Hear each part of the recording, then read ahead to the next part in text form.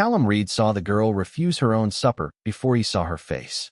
She stood at the boarding house counter with two dusty boys tucked behind her, and when Mrs. Tully said there was only one beef plate left, the girl put down her coins and answered in a voice too steady for someone that hungry. "My brothers eat before I do." The room smelled of gravy, coffee, and wet wool, and not one man at the tables looked up. Before we go further, settle in wherever you are tonight and tell us in the comments where you're listening from. We always like knowing who's by the fire with us. Callum picked up his own plate, crossed the room, and slid it in front of her. The older boy looked at the food. The younger one looked at Callum like kindness had caught him off guard. The girl did not touch the plate. She looked at Callum the way a drowning person looks at a rope, unsure whether to trust it or ashamed to need it. "I didn't ask," she said. "No," Callum answered. "You didn't." She divided the meal in seconds, one biscuit to each boy, meat split even, potatoes pushed their way. Only after both boys started eating did she break the last biscuit. She kept none of it. The older boy said, "Nora, you ought to eat." "Eat, Eli," she said. The younger boy whispered, "Benji can share." "You already are." She brushed his hair back. Her hands were rough and split across the knuckles. "Rope burn. Work." The door banged open. Cold wind came in with Hollis Rusk. He wore a fine black coat and a smile that never reached his eyes. The whole room changed when he stepped in. Mrs. Tully started wiping the same spot on the counter. Two men lowered their heads over coffee. Hollis looked straight at Nora. "There you are," he said. "I was beginning to think you meant to hide from me." "I wasn't hiding." "Then perhaps you've decided to be sensible. Your father's note is due. Your taxes are due. That little place with the spring on it will be mine by week's end. I'd rather spare you public embarrassment."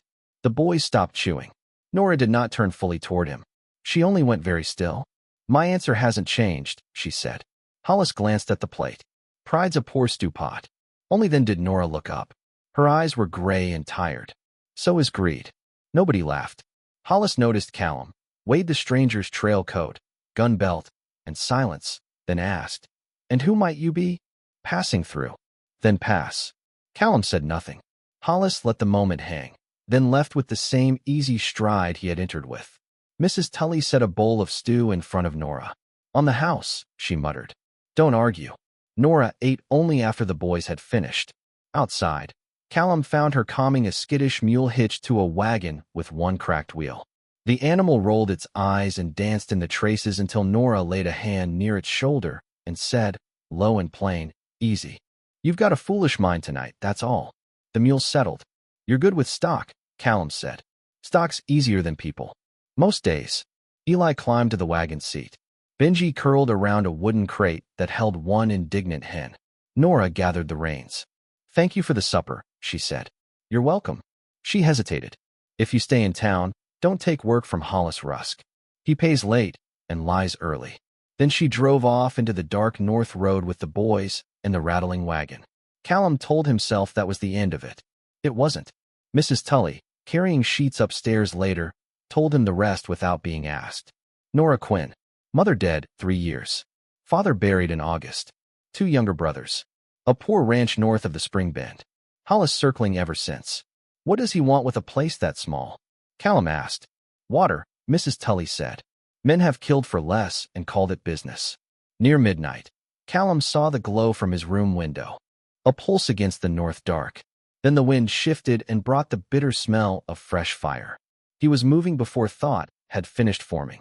Boots. Stable. Saddle. Moonlit road. Hooves pounding frozen ruts. The Quinn barn was already half gone when he reached it.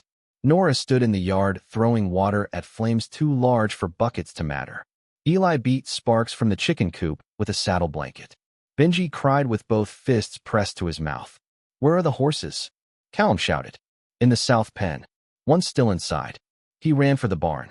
Nora caught his sleeve once. "The beam's coming loose." "I know." Smoke turned the inside black and red. Somewhere a gelding screamed. Callum found the horse tangled in a broken trace line, wild with terror. It struck once, and he nearly lost his footing. Then Nora's voice came through the smoke from the doorway. "Blue," she called, calm as still water. "I need your ears." The horse checked. That was enough. Callum cut the line, shouldered the gelding toward the door, and burst out with him as the loft crashed behind them. Nora caught the halter, pressed her forehead to the horse for 1 second, then turned back to the fire as if she could will the whole barn upright again. The tack room. It's gone, Callum said. She stood with the empty bucket hanging from her hand. The winter hay was in there. The harness. The spare seat. The roof shingles her father had saved. Callum could see the truth landing in her, piece by piece, like falling ash. Then Eli pointed toward the north fence. Ryder. A shape moved beyond the smoke. By the time Callum grabbed for his rifle, the horseman had wheeled away into darkness. Firelight flashed once across a silver-topped cane tied beside the saddle. Nora saw it too, and in that instant she understood what had happened. This was no accident. Hollis had quit waiting. Whatever poor life she had been holding together by habit and stubbornness ended there with the barn. Morning laid the damage bare. Wet ash stuck to boots. Burned hay soured the air. Benji sat on an overturned bucket with the hen in his lap. Eli dug at the wreckage with a shovel, as if hard enough work might drag the barn back out. Hollis arrived before noon in a buggy with Sheriff Dobb beside him. Dobb was round, red-eyed, and smelled of stale tobacco and cloves. Hollis stepped down carefully, avoiding mud. Terrible misfortune, he said. Embers carry far on a night wind. The wind came from the south, Nora replied. Hollis smiled. Practicalities don't wait on grief. With the barn gone, the stock won't last winter. Sign the spring over to me. Come cook at my ranch house, and I'll see the boys are fed. Eli can work the line camp. The little one can stay in town. Benji pressed himself against Eli. Callum took a step, but Nora lifted a hand without even looking at him. Not now. What if I refuse? She asked.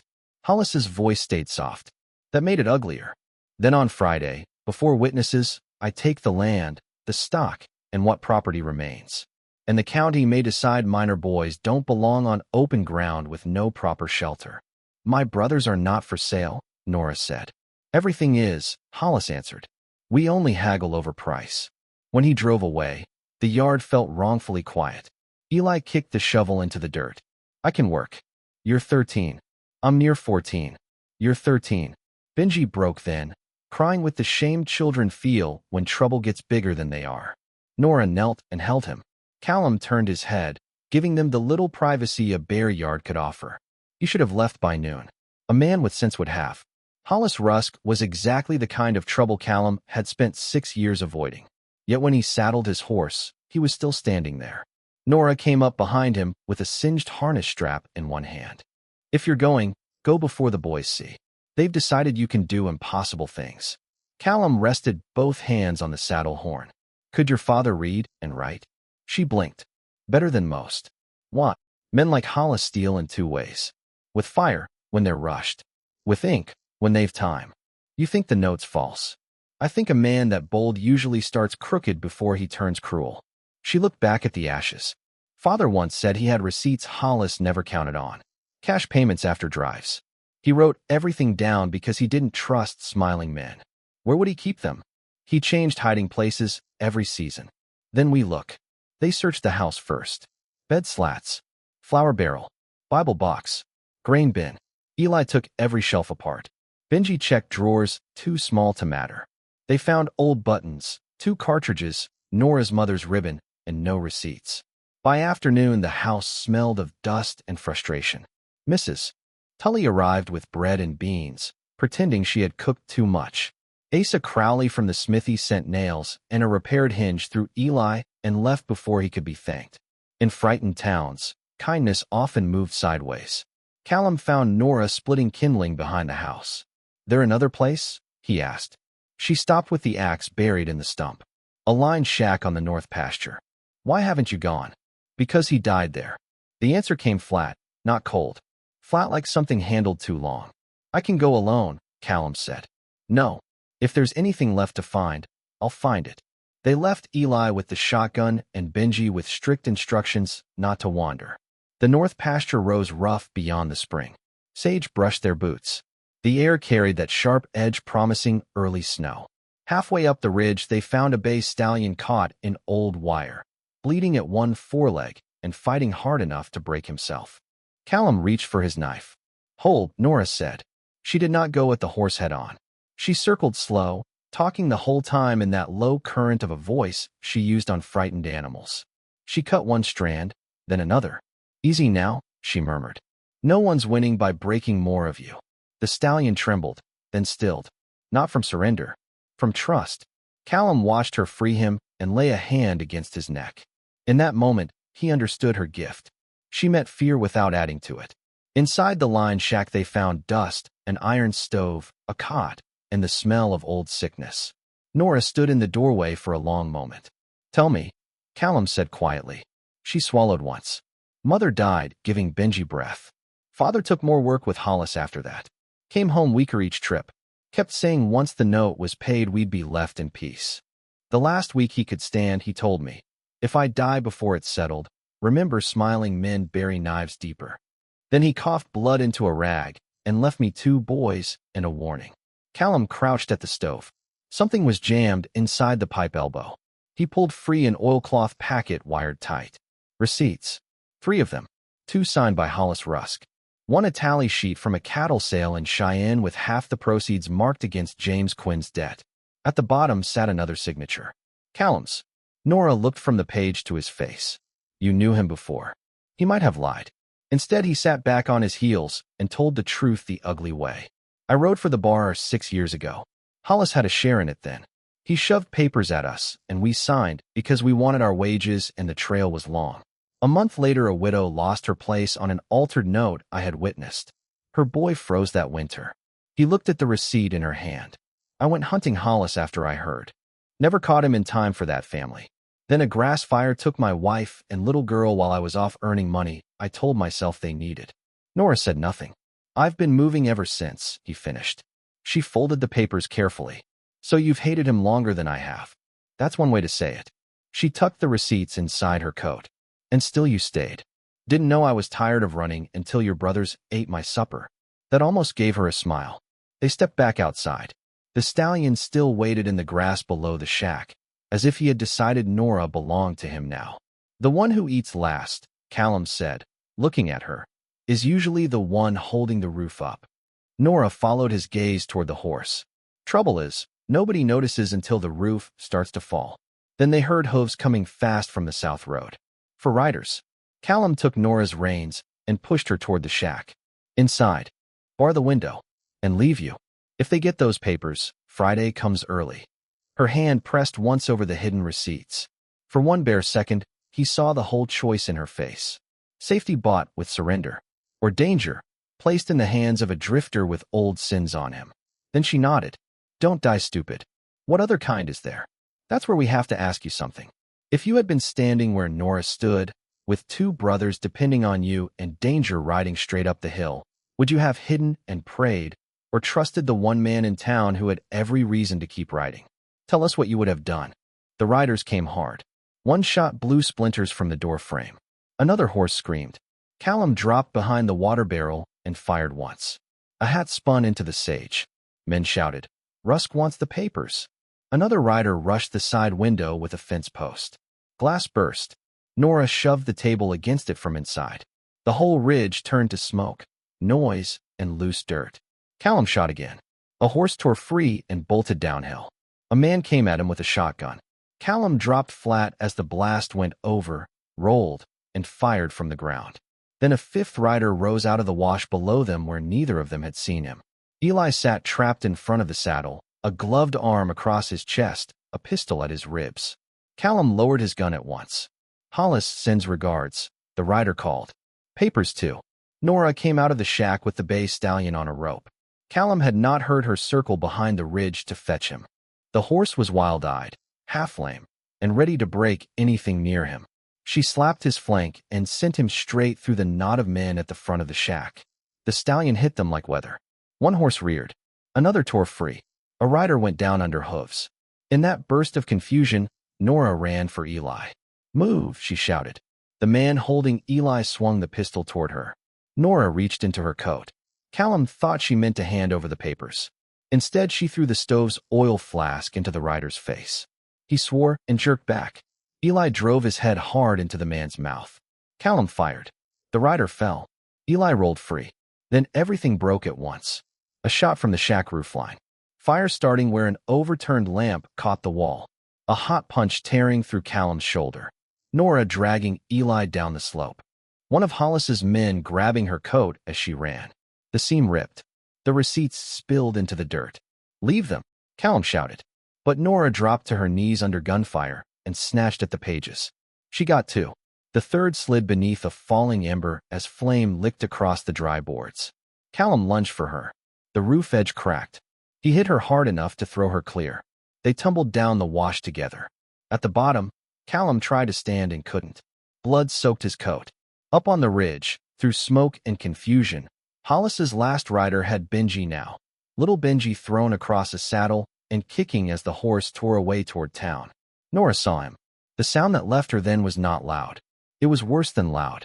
It was the exact noise a heart makes when it is pulled in two and still forced to keep beating. Callum woke at dusk in an abandoned sheep camp. His shoulder burned like iron. The air smelled of sage tea, wool, and snow not far away. Nora had stitched him. Eli slept wrapped in blankets by the wall, face streaked with soot and exhaustion. Nora sat beside the lantern, turning the two saved receipts over in her hands. "Benji?" Callum asked. "Warehouse office behind Hollis's freight shed," she said. Mrs. Tully saw them bring him in. He looked at the bandage on his shoulder. "You do this? You think I had a doctor every time the world bit us?" Despite everything, that nearly made him smile. She opened her hand. Two receipts. Smoke darkened, but legible. The Cheyenne tally sheet with Callum's signature was gone. "Enough?" he asked. Enough to raise doubt.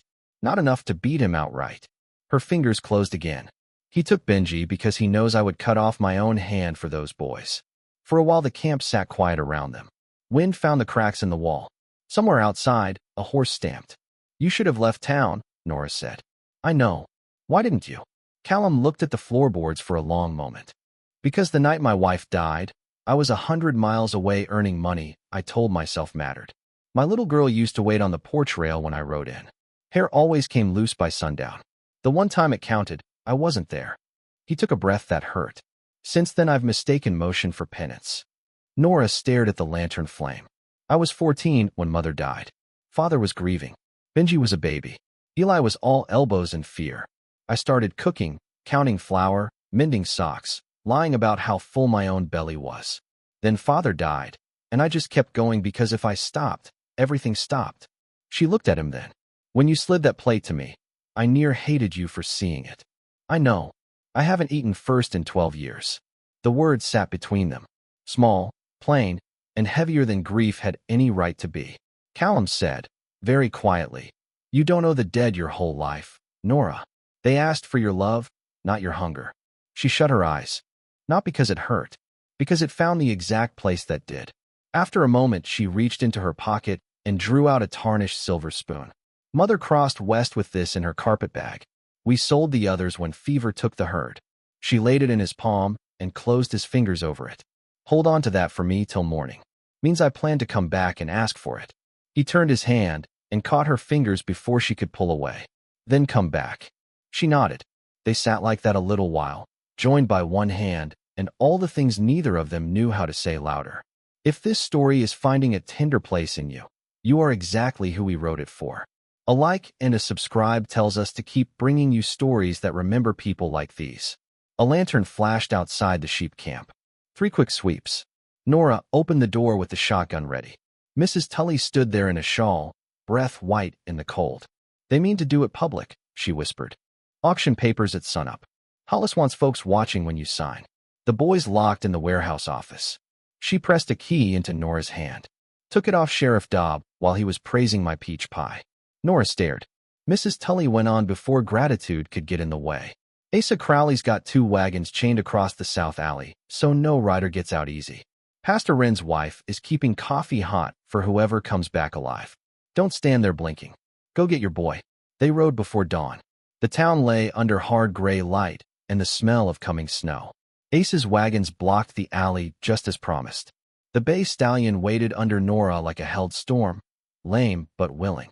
Callum looked at her once. "Get Benji," she said. "I'll take Hollis where he can't hide."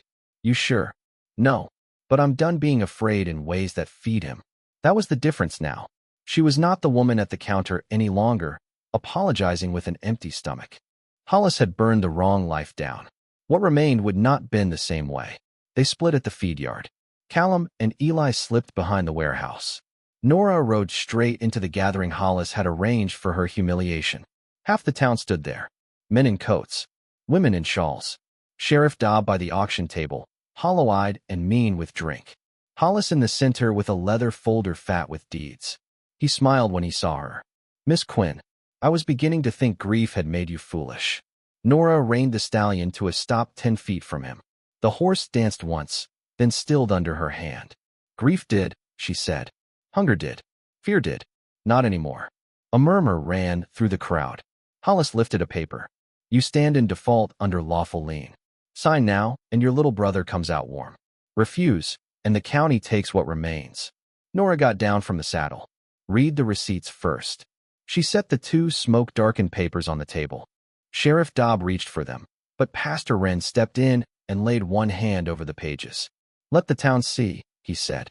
Hollis's smile slipped. Dobb squinted at the amounts. Asa Crowley called from the crowd. "That there's James Quinn's mark," Mrs. Tully said, "and that's Hollis's signature. Seen enough of his bills to know the shape of it." "It proves nothing," Hollis snapped. 2 payments against a larger debt." Nora did not blink. "Then tell them why the totals don't match your note." He said nothing. "Tell them why my father's cattle sale in Cheyenne paid half the lien and your paper shows no such credit." Before Hollis could answer, the warehouse door behind the crowd burst open. Benji ran out first, terrified and furious. Eli came after him. Callum followed with a rifle in one hand and a ledger box under the other arm. "Found something better than a key," Callum said. He kicked the box onto the table.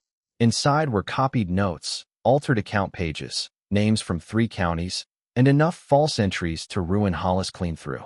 One page, in Hollis's own hand, sat on top beside James Quinn's account. "Add winter feed interest after signing. Widow won't know the difference." The yard went silent. Hollis moved fast then, all polish gone. He grabbed Benji by the collar and jammed a pistol beneath the boy's chin. "Back," he barked. "Every one of you." Benji froze. Nora did not. She took 1 step forward, hands loose at her sides, voice dropping into the same calm she used on animals too frightened to think straight. "Hollis," she said. "Look at me." He did, because vain men always do.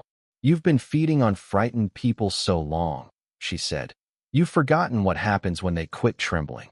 With her left hand, she snapped the rein against the auction bell hanging from the post. The bell clanged sharp and wild. Every horse in the yard jumped. Nora sent the bay stallion forward at the same instant, not toward Benji, but toward Hollis's tied horse behind the table. The startled animal lunged, tore the hitch rail loose, and crashed sideways into Sheriff Dobb. Hollis's pistol wavered for the smallest part of a second. That second was enough.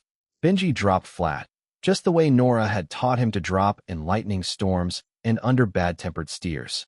Callum fired. The pistol flew from Hollis's hand. Hollis turned to run. Nora caught him by the coat collar and drove him face-first across the auction table hard enough to split his lip on the ledger box. "This is for my father," she said. She slammed the smoke-dark receipts against his chest. "This is for my mother." Then she pointed to Benji, to Eli, to the town itself. "And this is for every soul you thought would stay quiet forever." No one moved to help Hollis. That was the moment his power died. Not when the gun went flying. Not when the papers spilled. When the town decided, all at once, that his money no longer outweighed their disgust. Pastor Wren lifted the evidence box. Asa Crowley stepped behind Hollis with blacksmith hands ready. Mrs. Tully wrapped Benji in her shawl. Sheriff Dobb, seeing the ground turn under him, tried too late to look useful. By noon, a circuit magistrate from Red Bluff, delayed overnight by a broken axle and arriving to witness the auction, had instead witnessed fraud, kidnapping, false liens, and testimony from 2 of Hollis's own hired men who preferred speaking to prison. Hollis Rusk's properties were seized. His accounts frozen. Sheriff Dobb was removed on the spot and rode out under guard with his head down. Nora did not cheer. Neither did Callum. Some victories are too costly for noise. When the yard emptied, Benji sat on a grain sack eating 2 biscuits under Mrs. Tully's watch as if trying to make up for every missed meal at once. Eli perched on the fence rail, staring at his sister the way boys stare at heroes when they have only just realized the hero was home all along. The magistrate says the spring's yours free and clear, Callum said. And once Hollis's holdings are sold, there may be enough restitution to build new. Nora looked toward the north road where her land waited beyond cottonwoods and ash. Then we build bigger. That made him smile. A real one this time. She turned to him. You could stay. Simple words. No ornament. Callum looked east, where he had meant to ride. Then west, where memory had followed him for years. Then back at Nora, soot still in the seams of her hands and more steadiness in her than any road he had ever trusted. I could, he said. Should I ask plainer? His laugh came low and surprised. You asked just right. So he stayed. By spring the new barn stood red against greening pasture. Built with town labor, Nora tried and failed to refuse. Eli had grown 2 inches and believed it made him a man. Benji collected eggs with solemn importance and no longer hid biscuits in his pockets for later. The bay stallion answered only to Nora and tolerated Callum on moral review. Some evenings, after supper, Nora would hand Callum her mother's silver spoon to stir the coffee and say, "Funny thing about empty hands. Leave them open long enough, and they quit being empty." One warm, dusky year after the fire, with the boys laughing by the spring and the supper dishes drying in the window, Nora stood on the porch rail watching swallows cut the evening air. Callum came up beside her, close enough that their shoulders touched, and neither of them moved away. Below them, the spring flashed silver through the cottonwoods. The new barn held the last amber light, and the house they saved glowed warm against the wide blue dark. Next time, we'll tell you about the deaf seamstress sent west because her family called her a burden, and the widowed rancher who learned her hands could hear what the whole town refused to say.